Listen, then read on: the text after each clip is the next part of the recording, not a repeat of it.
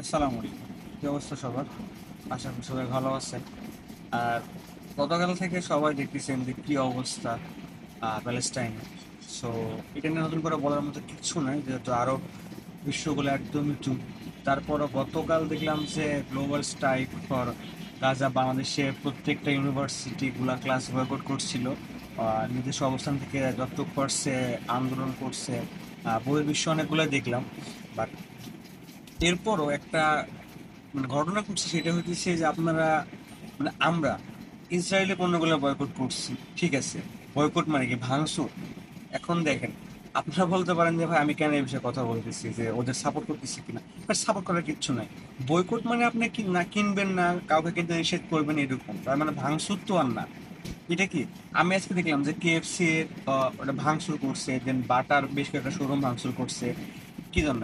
ওইখানে ম্যাক্সিমাম গুলো জব করে বাংলাদেশি মানুষগুলাই। প্রত্যেকটা মানুষ ওদের পেটের দায়ে ওখানে কাজ করে। 8-10 হাজার টাকা যেই বেতন পাক না কেন, বেতন ওদেরকে দেয়। আপনি পণ্য না কিনেন, কিন্তু তারপরও কোম্পানিদেরকে বেতন দিত। বাট ভাঙচুর করলেন কি জন্য? এটা হচ্ছে মেন কথা। আমাদের সবাই ভালো হবে কবে, এটা বলেন। আমরা কি হইতেছে আহ ইমোশন দেখাতে যায় কি পাগলামি বেশি করি, না হইতেছে এটা আমাদের স্বভাব। এর আগেও এরকম ভাঙচুর করি, দেন লুটপাট করি কি জন্য? আপনি পণ্য বয়কট করেন, সমস্যা নাই। বাট ভাঙচুর কি জন্য করবেন? ওইখানে যারা কাজ করতো ওদের সংখ্যা চলবে কি হবে এখন? ওদেরকে যদি বলে আমরা তোমাদেরকে রাখবো না, সেক্ষেত্রে ওদেরকে বেতন দিবে কি? কেএফসি তে বলেন বা আচ্ছা, যেই কটা ইসরায়েলি দোকানগুলো আছে ওদেরকে যেগুলো বাঙালি চাকরি করতো, বাটা থেকে শুরু করে ওদের ক্ষেত্রে যাই হোক বেতন দিত। বেতন দেওয়ার পর ওরা হচ্ছে যে সংসারটা চালাইতো। বাট আজকে ভাঙচুর হইলো, কাল থেকে ওদের চাকরি নাই। ধরেন চাকরি নাই, ওদের সংসার চলবে কোথা থেকে? মানে একটা কাজ করার আগে আমাদের ভাবতে হবে নাকি? এখানে মুসলিম ভাইগুলো কাজ করতো আমাদের, কিন্তু ভাঙচুর কেন করবো? আপনার পণ্য বয়কট করে না। আমি পণ্য বয়কট করলাম, আমি ইসরায়েলের কিনা প্রোডাক্ট, সরি ইসরায়েলের তৈরি করার প্রোডাক্ট খাবো না, আমি কিনবো না এগুলো, ঠিক আছে। বাট ওদের যে ভাঙচুর করলাম, এটা কি জন্য?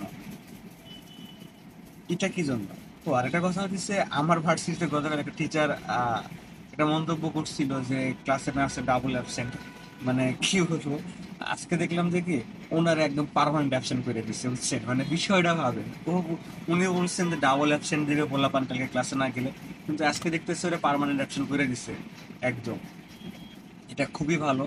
আর অ্যাজ এ মুসলিম, যেহেতু আমাদের কিছু করার নাই, এখানে কিছু করতে পারতেছে না, মন থেকে দোয়া করা ছাড়া কিচ্ছু করার নাই। আর এই যে তথাকথিত কিছু বড় বড় রাষ্ট্রদেরকে ঘৃণা করার ছাড়া কোনো উপায় নেই আমাদের এখন আর। আমরা কি করতে পারি? সাধারণ জনগণ না আমাদের গভর্নমেন্ট আমাদেরকে ওইখানে পাঠাবে, না আমরা ওইরকমভাবে যুদ্ধ করতে পারবো।